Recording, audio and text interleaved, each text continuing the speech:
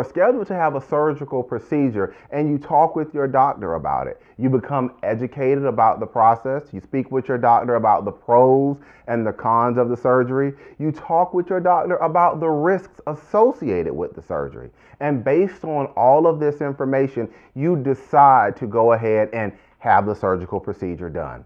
Well, the morning of the surgery, you get to the hospital, the anesthesiologist talks to you, all of the information is done that's needed to be done, a complete history is done, everything is looked at, and you are sent in for surgery.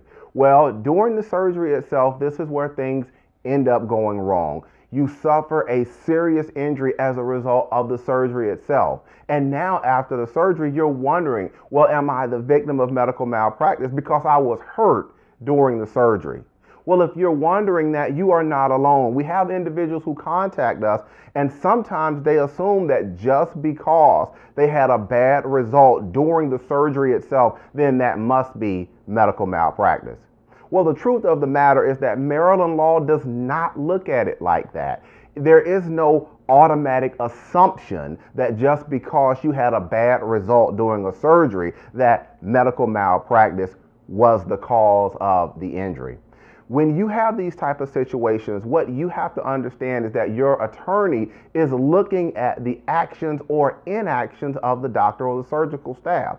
That's what your attorney is looking at. Your attorney is looking at the standard of care that was owed to you at the time. And again, we're looking at the actions or the inactions of the surgery, of the doctor during the surgery. Now, when I use that term standard of care, what I'm really talking about in general or in simple terms is what would a reasonable and prudent surgeon or doctor do under the same set of circumstances as your doctor? That's what we're talking about when we're looking at that term standard of care. In addition to that, some of the other things that your attorney is going to be looking at in a surgical injury case is what was explained to you. Were all of the risks or the important risks of the procedure explained to you? And were you able to make an informed decision as to whether you should go forward with the surgery? Now, I realize that if you're listening to this video, you're watching this video today, you probably have more questions. I hope that you can see that this is a process and that there are a lot of steps of analysis that have to take place when these types of issues come up. Well, if you have questions and concerns and your matter happened in the Baltimore area or anywhere in Maryland for that matter, what I would invite you to do is to pick up the phone and give me a call. I can be reached at 301-850-4832, or if you prefer, you can send me an email to medicalinjury@bostonlawllc.com. We answer Maryland medical malpractice questions like yours all the time, and I will be glad to listen to your story.